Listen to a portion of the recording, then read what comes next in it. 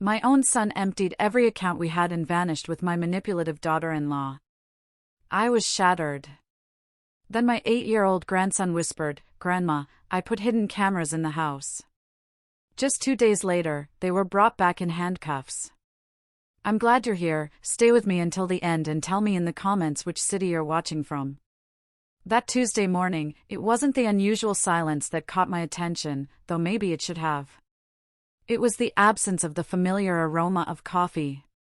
Ethan always brewed a pot whenever he stayed over, and just yesterday, he had promised Liam pancakes for breakfast.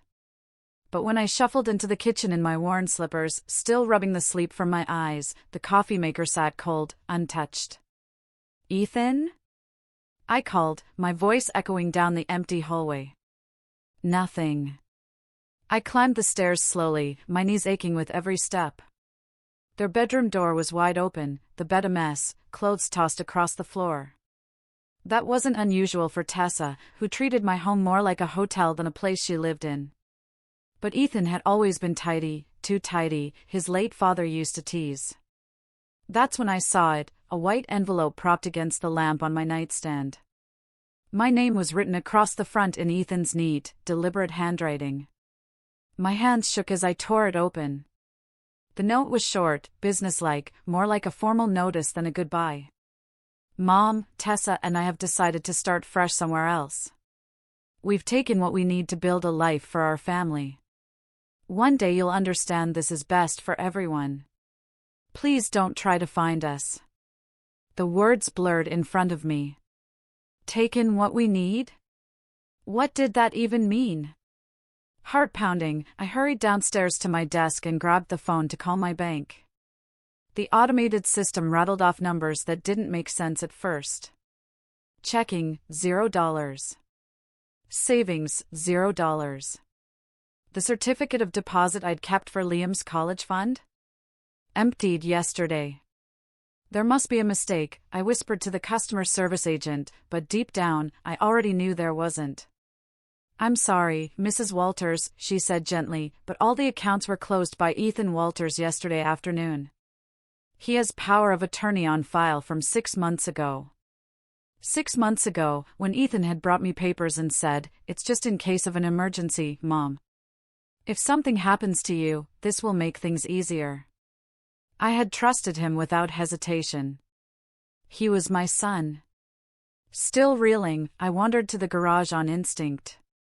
Ethan's restored Mustang was gone, of course, the same car I had helped him rebuild when he was 16, spending weekends teaching him the difference between a flathead and a Phillips screwdriver. The same car I had officially signed over to him last Christmas because Tessa insisted it would mean so much to have it in his name. But it was the empty space where my car should have been that made my knees buckle. My dependable little Honda, paid off, reliable, gone. Stolen by my own child. The bathroom medicine cabinet told a similar story. My heart pills, my blood pressure tablets, even the insulin I needed daily, all gone, bottles and all, as if he wanted to erase any proof I needed them. Back in the bedroom, the closet hung half empty, all of Tessa's designer outfits missing. She'd always been particular about her things, insisting on the master bedroom when they'd temporarily moved in a year and a half ago, a stay that became permanent after Ethan lost his job and couldn't pay their rent. "It's just until I get back on my feet, Mom. You're saving us." Now I saw the truth. I hadn't been saving them. I'd been funding their getaway. The phone rang, yanking me from my thoughts. It was Liam's school. "Mrs. Walters, this is Diane from Greenfield Elementary. Liam hasn't been picked up yet, and we can't reach his parents." I glanced at the clock, 3:30. Of course, they'd left him, too. "I'll be right there," I said automatically, then remembered, no car. Actually, could someone bring him home? My car's in the shop. The 20 minutes it took for the school counselor to arrive with Liam felt like hours. I used the time to search every hiding place in the house for emergency cash. Nothing. They'd been thorough. When Liam walked in, his Star Wars backpack dragging behind him, I forced a smile. He was just 8, whatever mess the adults had made, it wasn't his burden. Where's Mom and Dad? He asked, setting his bag down exactly the way I'd taught him. They had to go away for a bit, I said carefully. But you'll stay here with Grandma. We'll have fun, just us two. He nodded. Can we watch cartoons? Of course, sweetheart. As he settled in with the remote, I went to the kitchen, wondering how to explain abandonment to a child without breaking him. The fridge was nearly empty, another detail I hadn't noticed that morning. Even most of the groceries were gone. I heated the last can of soup and began calculating in my head. Without my medicine, I had a week before things became dangerous. Without money, I couldn't buy food. Without a car, even if I had money, I couldn't get to the store. But the silence, the absence of Ethan's voice, was what gutted me. He wasn't just gone with my savings. He had erased himself from my life. That night, after Liam had dozed off watching cartoons, I sat in my rocking chair and cried. Not just for the money, but for the betrayal. For the son I'd raised alone since his father walked out when Ethan was 12. For the boy I'd worked double shifts to support, missed holidays for, sacrificed everything for. Somewhere along the way, I had lost him to a woman who saw our family as a bank account to drain. Outside, rain began to patter on the windows. I wondered if they were somewhere warm, spending my life savings on a future without me. It wasn't the note's words that hurt the most. It was what it left unsaid. No regret. No apology. Just cold theft wrapped as a decision. As I finally drifted off in that chair, one question burned in my mind: how do you grieve for someone who's alive but no longer exists to you? The next morning, I woke with a stiff neck to find Liam standing beside me, already dressed for school. His clothes were wrinkled from sleeping in them, but he'd brushed his teeth and combed his hair as best he could. Grandma, are you okay? His little hand touched my shoulder, the worry in his voice cutting through me. I'm fine, honey. Just tired. I stood slowly, my body protesting. Are you hungry?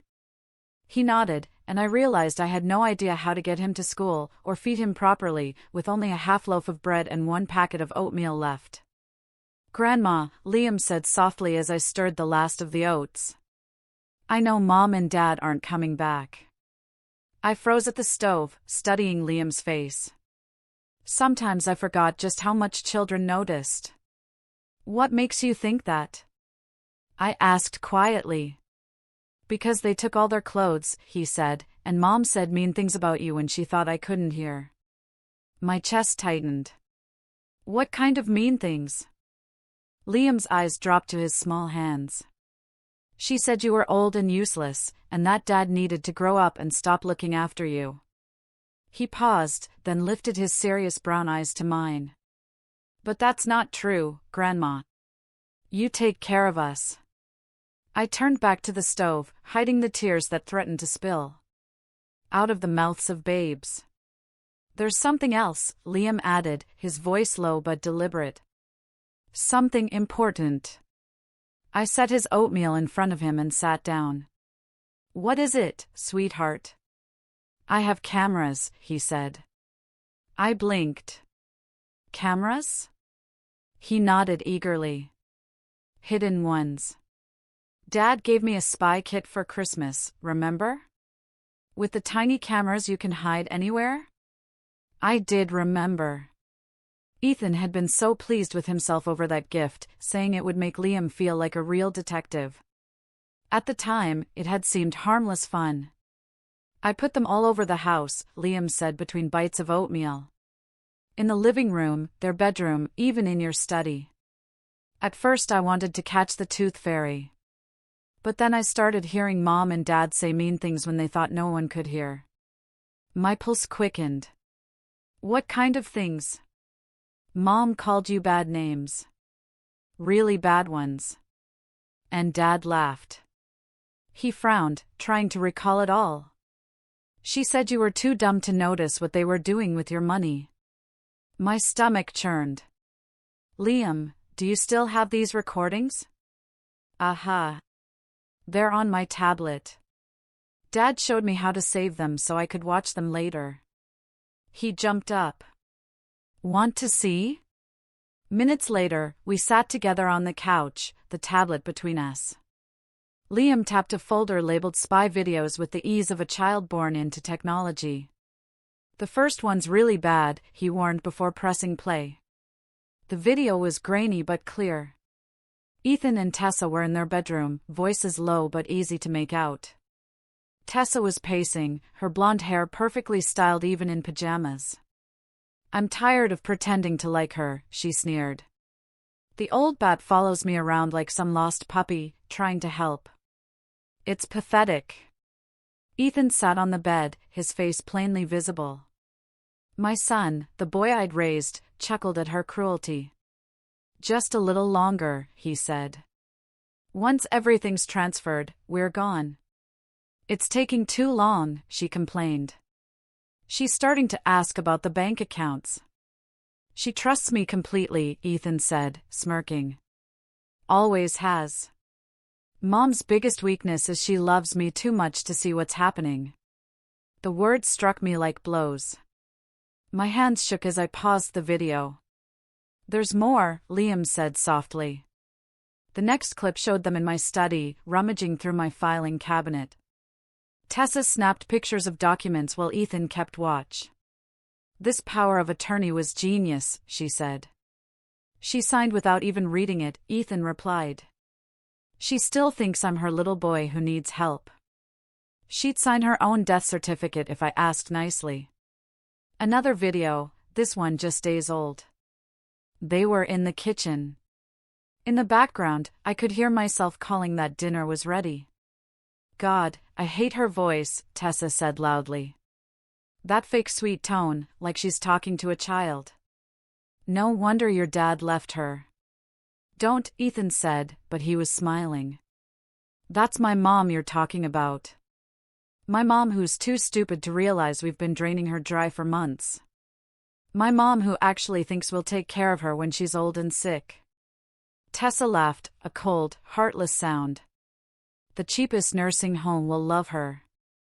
I had to stop. The betrayal was suffocating, but what crushed me was Ethan's expression. He wasn't being coerced. He was enjoying it.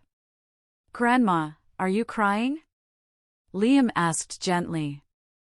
A little, I admitted, wiping my eyes. These videos, they're important, Liam.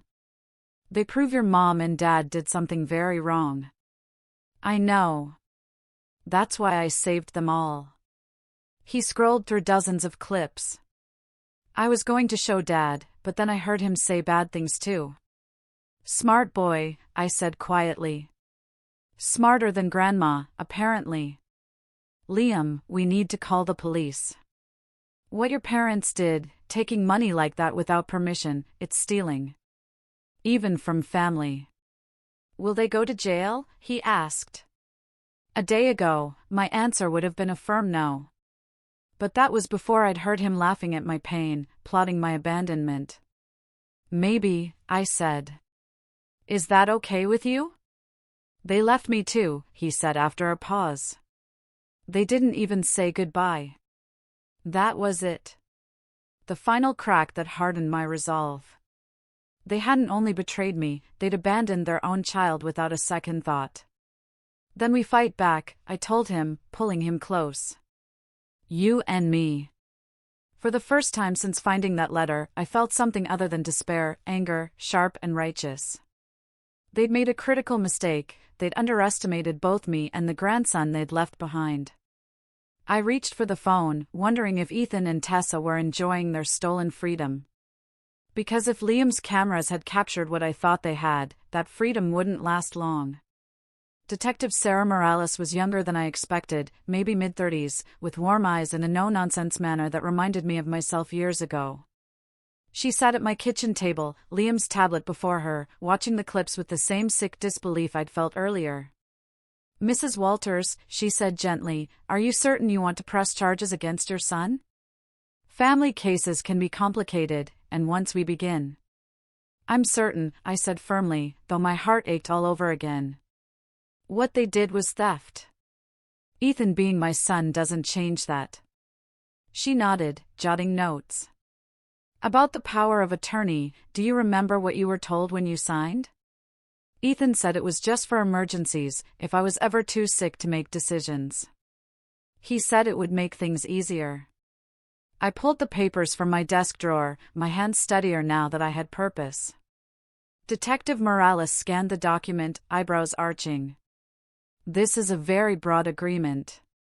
It gave him control over all your assets, bank accounts, property, investments. Did you read it carefully before signing? Heat rose in my cheeks. No. I trusted him completely. He's my son. Of course you did, she said, her voice free of judgment. Unfortunately, cases of financial elder abuse like this are more common than you'd think. Family members often exploit that trust. Elder abuse. The phrase hit like a slap. Was that what I was now, an abused elder? The video evidence is strong, she continued, scrolling through Liam's files. Clear sound, recognizable faces, direct statements. This isn't just theft, Mrs. Walters, Detective Morales said, her tone firm. From what I'm hearing, there are elements of fraud and conspiracy as well. Liam had been unusually quiet while she was there, sitting in the corner with his coloring book. But now, he looked up. Are you gonna catch them? He asked. Detective Morales smiled warmly. We're sure going to try, buddy. You did a fantastic job collecting this evidence. I wanted to be a detective like on TV, Liam said proudly. I didn't know I'd catch real bad guys. After she left with copies of every file, the house felt strangely still. The gears of justice were turning now, but part of me couldn't believe it had come to this, that I was actively helping to have my own son arrested. 2 days later, the call came while I was standing in the kitchen, trying to figure out how to stretch a single can of beans into dinner for both Liam and me. Mrs. Walters, Detective Morales said, we found them. My chest tightened. Where? Miami. They've been staying at a luxury resort, paying in cash. They're both in custody now, awaiting extradition back here. I sank into my chair, relief and grief wrestling inside me. What happens next? They'll be transported here within the week. We'll hold arraignment hearings, then see if they choose to fight the charges or take a plea. That night, I lay awake replaying Ethan's childhood in my mind, him crawling into my bed during storms, trembling until I held him close, the beaming smile when he learned to ride his bike, calling for me to watch him loop around the driveway again and again, the night he cried when his father left, begging me to make him come back. When had that little boy turned into a man who could rob his own mother without a flicker of hesitation? The arraignment took place in a courthouse that smelled of floor polish and stale air. I sat in the back row, my neighbor Mrs. Chin beside me for moral support. Liam was in school, thank God. He didn't need to see this. When they brought Ethan and Tessa in, I barely recognized my son. He was thinner, hair unkempt, the orange jumpsuit making his skin look sallow. But it was his eyes that hurt the most, they weren't my son's eyes anymore. Tessa, even in jail clothes, somehow managed defiance. Her hair was styled, her makeup perfectly done. No doubt she'd charmed a guard into bringing her cosmetics. The defendants are charged with theft by taking, exploitation of an elderly person, and conspiracy to commit fraud, the prosecutor announced, his voice echoing in the cramped room. Ethan's lawyer, a wiry man with jittery movements, stood. Your Honor, my client would like to make a statement. The judge nodded, and Ethan rose on shaky legs. For a fleeting second, I thought maybe he'd apologize. That some trace of my son might resurface. Instead, he turned toward me. Your Honor, my mother was never a good parent, he said coldly. She was absent my entire childhood, always working, never there when I needed her. Everything I took was payment for years of neglect and abandonment. The words tore into me like shrapnel. Around me, I heard Mrs. Chin gasp. Even the prosecutor's pen froze mid-scratch. Tessa glanced at Ethan with mild surprise at the venom in his tone. She owes me for the childhood she stole, Ethan continued, gaining confidence. For every birthday she missed, every school play she skipped because she was too tired. For every night I wondered if my own mother loved me. That money wasn't theft, it was compensation. Something inside me broke entirely, not my heart, that had shattered days ago, but the last fragile thread of hope I'd held that my son still existed inside this bitter stranger. The judge looked unmoved. Mr. Walters, childhood grievances may be relevant at sentencing, but they do not erase the charges against you. How do you plead? Not guilty, Your Honor. Tessa echoed the plea, her lips curling in a smile that didn't touch her eyes. As they were let out, she glanced my way and mouthed something that looked disturbingly like, "Stupid old woman." Outside, Mrs. Chen squeezed my shoulder. "That boy's lost his mind," she said firmly. "Don't believe a word of that nonsense." But I couldn't stop replaying his accusations. Was he right? Had I been a terrible mother? I had worked myself to the bone after his father left, double shifts at the diner, weekend cleaning jobs, anything to keep us afloat and give him the life he deserved. Yes, I'd missed things. But I'd been there for the important moments, his graduation, his wedding, the day Liam was born. I had given him everything I had, hadn't I? That evening, Liam found me sitting in my rocking chair, staring out at nothing. "Grandma, you look sad." I pulled him into my lap, this small boy who had become my only true family. "I am sad, honey. Sometimes grown-ups say things that hurt. Dad said mean things." I nodded, my voice failing me. He was quiet for a while, then said, "Grandma, remember when Mom broke your favorite vase last month?" "Yes." "And Dad said you were being dramatic for getting upset?" "I remember." "Well, I heard Mom tell him later she broke it on purpose because she thought it was ugly. She said you were too stupid to realize she'd done it." Another cruelty I hadn't known about. Another moment they'd mocked me behind my back. "They did lots of mean things, Grandma. Not just the money. Mean things every day." His voice was calm, but his eyes looked far older than 8. "That's not your fault," I told him. And I realized Liam had seen the truth I'd been too blind to acknowledge. The cruelty hadn't started with their plan to rob me. It had been brewing for months, maybe years, beneath smiles, dinners, and false affection. As Liam drifted off in my arms, I made a choice. Whatever Ethan said, whatever lies he spun, I wouldn't let him rewrite our history. I had been imperfect, yes. But I had loved him with everything in me, and that love didn't deserve this betrayal. The boy I had raised was gone longer than I'd wanted to admit. But I was still here, and I was stronger than I'd ever been given credit for. The next morning, the phone rang. Detective Morales's voice carried a note of excitement. "Mrs. Walters, we've discovered something important about your daughter-in-law. Tessa isn't her real name." My grip on the phone tightened. "What do you mean?" "Her real name is Patricia Winters, and she has a history. 3 previous marriages, all to older men with significant assets. 2 ended in messy divorces where she walked away with large settlements. The 3rd husband died under suspicious circumstances, though nothing was ever proven." My stomach turned to ice. "You're telling me she's done this before?" "Not this exact scenario," Detective Morales explained, "but she has a consistent pattern, targeting vulnerable men, cutting them off from their families, and draining everything she can before walking away. Your son appears to be her 4th target." Target. The word hung heavy between us. Could Ethan really be a victim too? "There's more," Morales continued. "We located her real social media profiles, going back years. She's been documenting what she calls her projects, the men she goes after. That includes your son." My throat tightened. "And what exactly did she say about Ethan?" The detective hesitated. "Mrs. Walters, some of this will be hard to hear. I need to know. She labeled him Project Mama's Boy.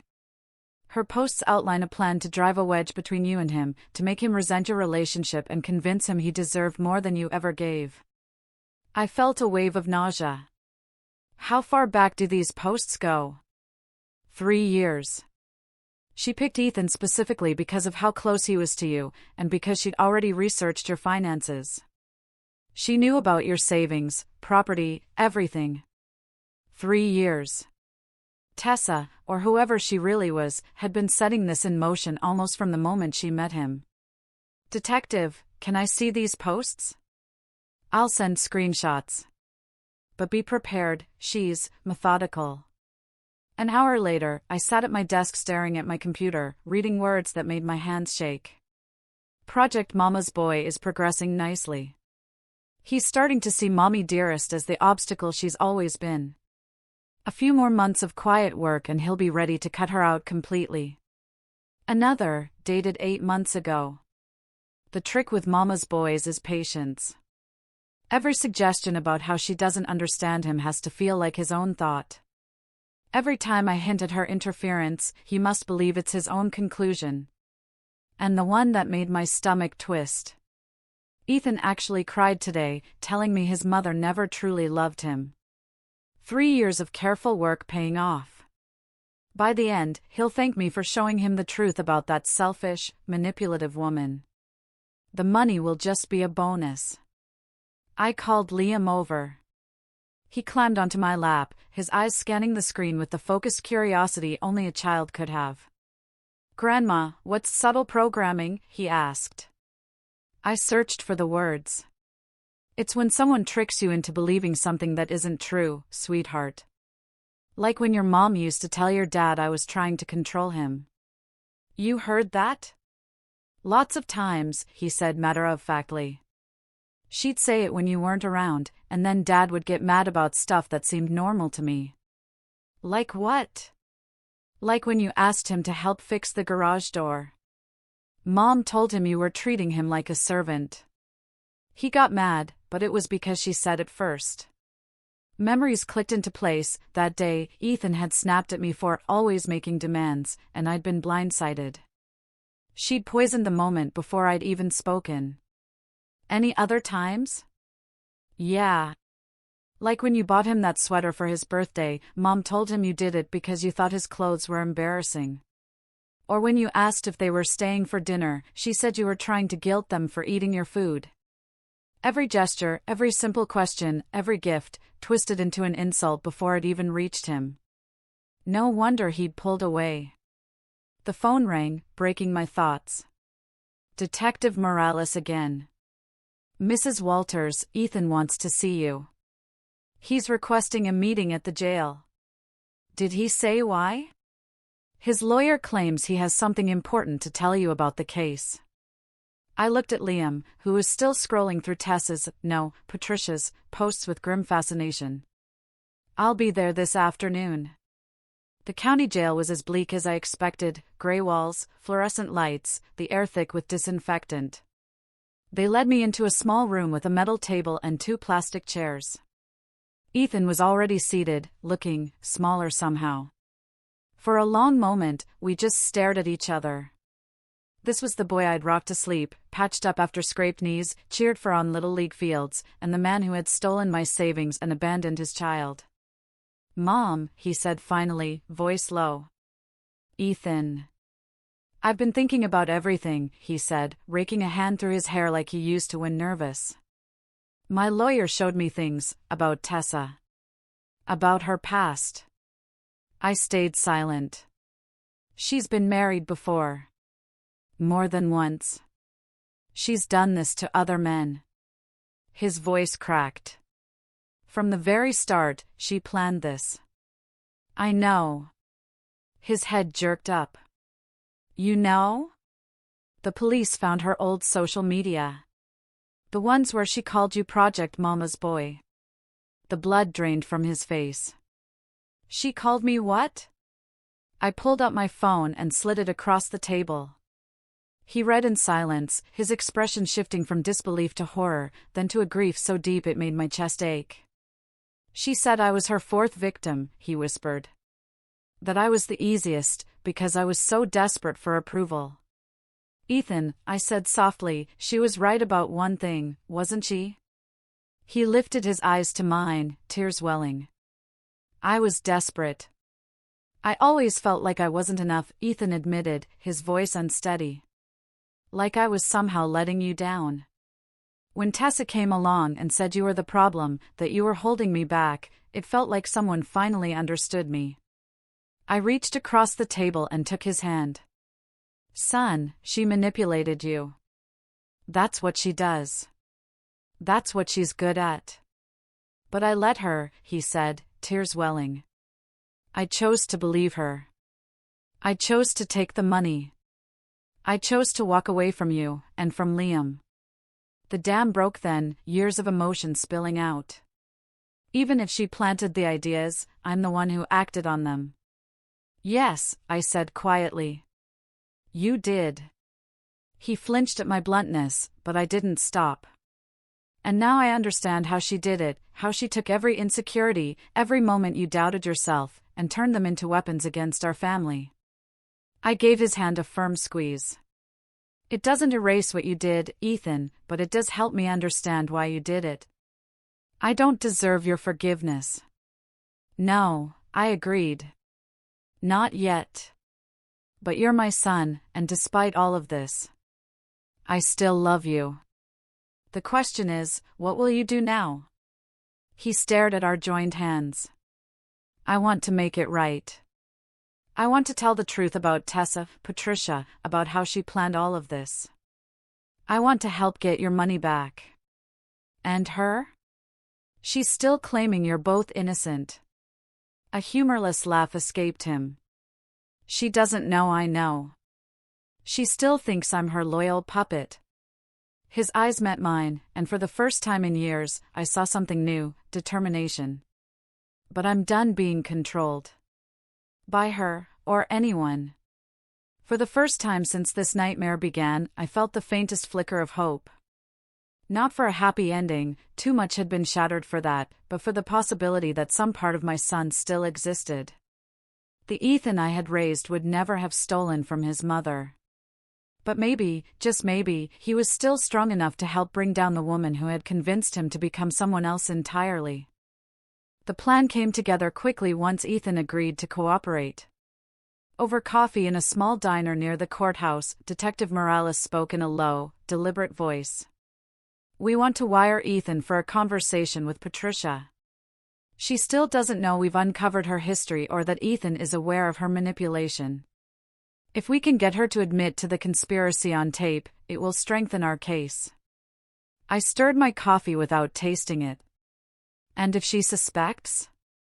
It's possible. But based on her psychological profile, her arrogance is our advantage. She believes she has complete control over him. She won't see this coming. The meeting was set for the next day. I wasn't allowed to be present, but Morales promised I could hear the recording afterward. The waiting was torture. I spent the morning pacing the kitchen while Liam was at school, imagining every way the plan could go wrong. When the call finally came, the detective's voice was steady, but there was a weight to it. We got everything, Mrs. Walters. But you should be prepared, what Patricia says about you and Ethan is harsh. I need to hear it. An hour later, I sat in a police station conference room, headphones on, my hands clasped so tightly my knuckles ached. The recording began with the sound of a door opening, then Ethan's voice, hesitant but firm. Tessa, we need to talk. Finally, she said lightly. I've been going crazy in here. Did you talk to your lawyer about getting us bail? A pause. Then Ethan again, but his voice was different now, stronger. I know about Patricia Winters. Silence. Heavy, cold silence. I don't know what you're talking about, she said at last. Your real name. Your previous marriages. Project Mama's Boy.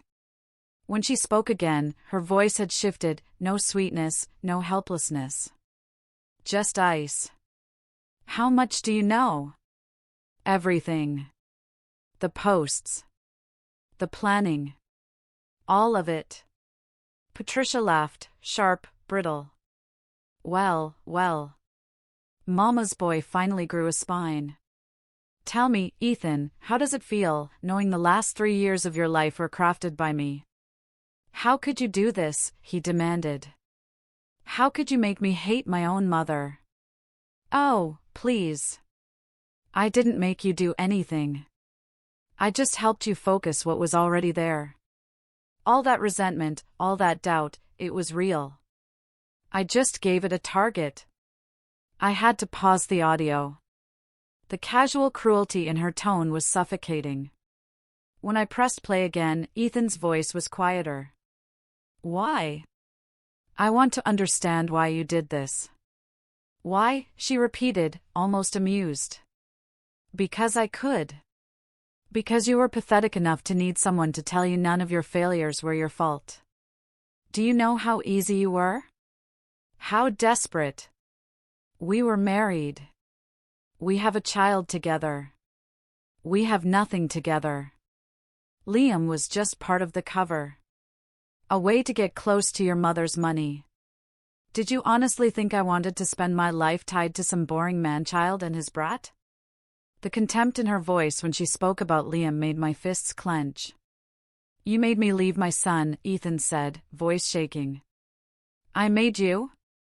No, sweetheart. I suggested leaving him behind because he'd slow us down. You agreed before I even finished the sentence. You told me we'd come back for him once we were settled. I said a lot of things. I told you your mother was manipulative. I told you she didn't love you. I told you you deserved better than taking care of some old woman for the rest of your life. Her voice turned mocking. And you lapped it up. You believed every word because you wanted to. That's not true. Isn't it? Didn't it feel good to have someone agree your mother was the problem? Didn't it feel good to be the victim in your own life story? A long pause. Then, almost a whisper, yes, it did. That's why you were perfect. You already believed everyone else was to blame. I just showed you where to aim it. And the money? Was any of this real? The money was always the point. But watching you spit my words back at your mother like they were your own? That was priceless. She loved me, Ethan said, voice breaking. She loved me my whole life. Yes, she did, Patricia's voice said on the recording. And you threw it away because I told you to. How does that feel, Ethan? When my son answered, the raw ache in his voice pierced straight through me. It feels like I killed something inside myself, something I can't ever get back. Good, she replied coldly. Maybe next time you'll think twice before trusting a woman you meet in a bar after knowing her for less than a month. What about Liam? He asked, his tone breaking. What about your son? For the first time, her voice carried emotion, but it was all ice and venom. Liam was never my son. He was a mistake. A complication. If you think I ever felt some motherly connection to that little brat, you're even more foolish than I thought. He loves you. Patricia scoffed. Children are simple. They love whoever feeds them and tucks them in. He'll get over it. I tore the headphones off. Of all the cruelty I'd heard from her, that callous dismissal of my grandson's love made my stomach twist the most. Detective Morales watched my reaction. There's more, she said gently, but this might be enough for you two. No, I cut in. I need to hear all of it. When I put the headphones back on, Patricia's voice filled my ears again, proud, methodical, as if she were unveiling a masterpiece. It took 2 years to fully turn you against her, she said. Year 1 was just trust building. Making you feel understood. Year 2 is active work, pointing out every little thing she did that could be painted as controlling. Like what? Ethan asked. Oh, everything, she said with a smirk in her voice. If she asked you to fix something, I'd tell you she was treating you like hired help. If she cooked your favorite meal, I'd say she was trying to keep you dependent. If she asked about our plans or money, I'd say she was being invasive. But those were normal things between a mother and son, he protested. Exactly. That's what made it so easy. I took ordinary moments and reframed them until you couldn't see her without suspicion. By the end, you were so primed to see her as the enemy, you'd get angry before I even had to plant the thought. And the power of attorney? That, Patricia said, almost purring, was the masterstroke. I spent months hinting at what might happen if she got sick or had an accident, making you feel responsible for protecting her assets. When you brought it up, you thought it was your idea. It wasn't. It was mine because I made it yours. Then, her voice dropped to a mocking whisper. Sweetheart, you haven't had an original thought about your mother in 3 years. Every emotion, every decision, every bit of resentment, I planted it. The recording ended. I sat frozen, my mind a storm. Ethan had been a victim, too, but that didn't erase the choices he'd made. It didn't undo the loss, but it explained how a woman I'd once welcomed into my home had quietly dismantled my family from within. Detective Morales pulled a chair beside me. With this and the rest of our evidence, Patricia's looking at serious time. Ethan's cooperation will help his case a lot. What happens now? Now we take it to the prosecutor. Given her history and the premeditated nature of her crimes, she's likely facing at least a decade in prison, even with a plea. 10 years. It felt both far too long and not nearly enough. There's one more thing, Morales said, handing me an envelope. From Ethan. My name was written across the front in his careful handwriting. Inside, a single sheet. Mom. I know I can never undo what I did or erase the pain I caused you and Liam. But hearing my own voice on that recording, hearing how easily I turned against you, showed me exactly what kind of man I became. I'm not asking for forgiveness. I don't deserve it. I'm asking for the chance to spend the rest of my life becoming the son you should have had from the start. I love you. I'm sorry. Ethan. For the first time since this nightmare began, my tears weren't just for grief, they carried the faint, fragile weight of possibility. But before anything else, Patricia needed to pay. 18 months later, I stood in the kitchen of my new apartment, flipping pancakes for Liam while sunlight streamed through uncovered windows. The smell of real coffee filled the air, not the cheap, watered-down blend I'd once rationed for weeks. Grandma, can I have chocolate chips in mine? Liam called from the table, where his homework was spread out. Just a few, I said with a smile, sprinkling them in. We don't want Mrs. Chen thinking I'm spoiling you. Mrs. Chen had become an honorary grandmother to him, park trips on weekends, chess lessons in the evenings. It turned out, family could be found in places you never expected. The apartment was smaller than my old house, but it was ours. After the court returned most of what had been stolen, I sold the house I'd raised Ethan in. Too many ghosts haunted those walls. Here, there were only new memories, Liam's paintings on the fridge, the little treasures we'd collected together. My phone buzzed. A text from Ethan at the minimum security facility where he was serving his sentence. Thinking of you and Liam today. I know it's the anniversary of when it all started. I'm sorry, Mom. For everything. I didn't reply right away. For months now, we'd been slowly rebuilding trust through careful, cautious conversations. It wasn't forgiveness yet, but it was something. The true closure had come at Patricia's trial. She'd refused the plea, convinced her charm would sway a jury. She was wrong. The evidence was overwhelming, the recordings damning. Her lack of remorse sealed her fate, 12 years in federal prison for elder fraud, conspiracy, and theft. The judge called her crimes a premeditated dismantling of family bonds for personal gain. I was in the front row when they cuffed her. She turned once, eyes burning, lips shaping the words, "This isn't over." But for me, it was. "Grandma, Dad's coming this weekend, right?" Liam's voice broke into my thoughts. Yes, sweetheart. Saturday afternoon. Ethan had been granted supervised visits 3 months earlier after completing anger management and family therapy. And for the first time in years, I was ready to see what came next. The visits started out awkward. Months of absence couldn't be erased by a few good intentions, but Liam was resilient in a way only children could be. That first visit had nearly broken me. Ethan in his prison khakis, sitting across from his son in a stark visiting room, both unsure of how to bridge the silence between them. Liam had been polite but distant, answering his father's questions with 1 or 2 words. But over time, something shifted. Ethan stopped trying to force laughter and started being honest. He listened when Liam talked about school, his friends, the nightmares he'd had after his parents disappeared. "I'm sorry I left you, buddy," Ethan told him during one visit, tears sliding down his face.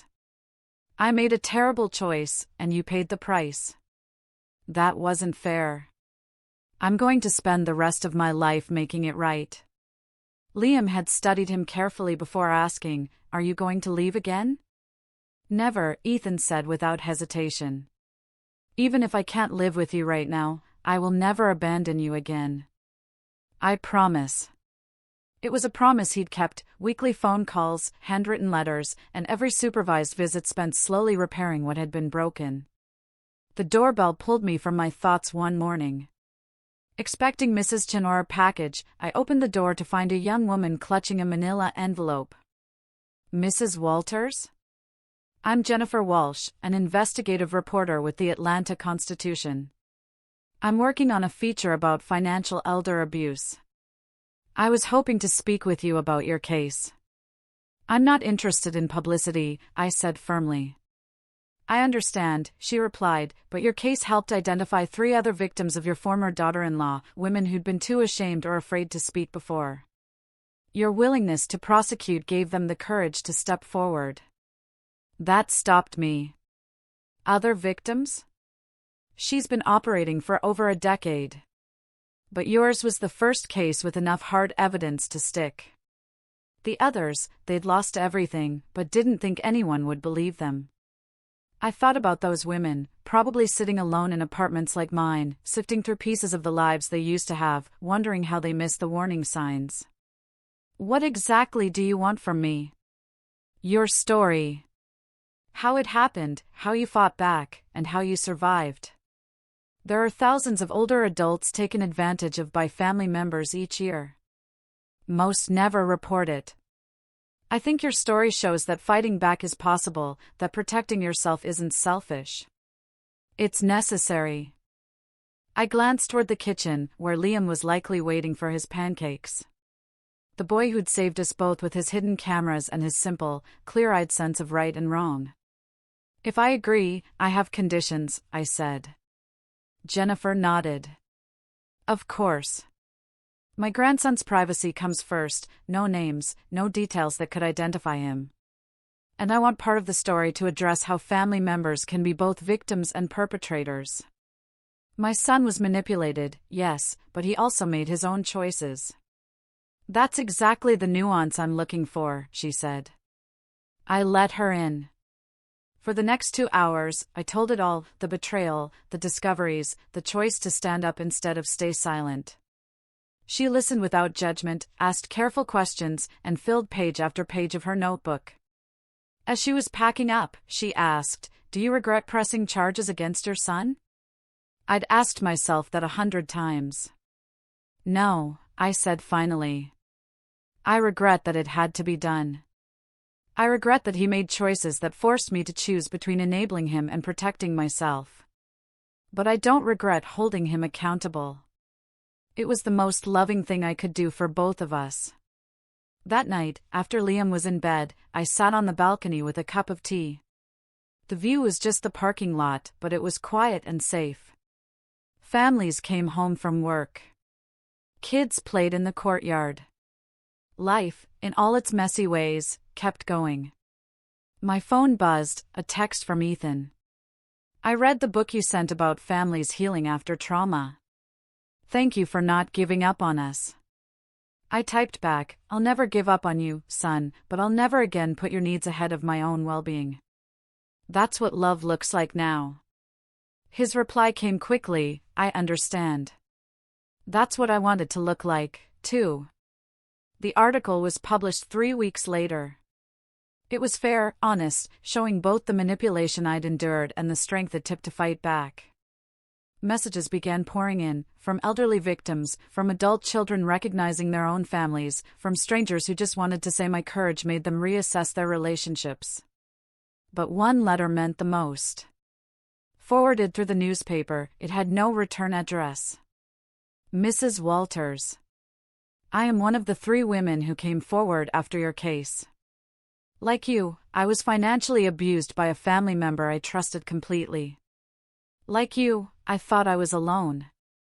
Your story gave me the courage to file charges against my own son and his wife. They were convicted last month. Your refusal to stay silent saved more than just yourself.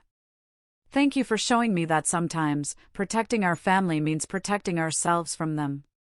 With gratitude, a fellow survivor." I folded the letter and placed it in my jewelry box, next to the locket my mother left me and a photo of Liam on his first day at our new school. Later, during Ethan's allotted phone time, I called.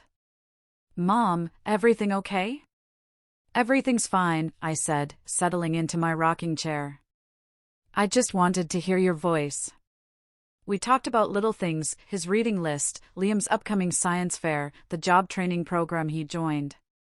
As we said goodbye, Ethan's voice softened. "Mom, I'm proud of you. For fighting back.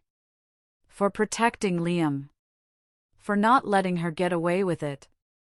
I know it cost you a lot to press charges, but it was the right thing to do. I love you, son.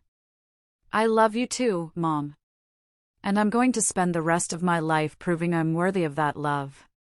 After I hung up, I sat in the quiet, listening to Liam's soft breathing from the next room. This wasn't the life I'd imagined at 66. I thought I'd be baking cookies, not patching together the pieces after my own son's betrayal. But it was a good life. An honest life. One where love and respect went hand in hand, where trust had to be earned, and where choosing myself didn't make me selfish, it made me strong. In the end, that was Patricia's greatest failure. She tried to destroy us by turning us against each other. Instead, she taught us the difference between love and enabling, loyalty and self-destruction. And in learning that difference, we found our way back, not to what we'd been before, but to something truer. Now I wonder about you, listening to my story. What would you do in my place? Have you ever lived through something like this? Tell me in the comments. And on the next screen, you'll find 2 more of our channel's most powerful stories, ones I think will surprise you. Thank you for staying with me until the very end.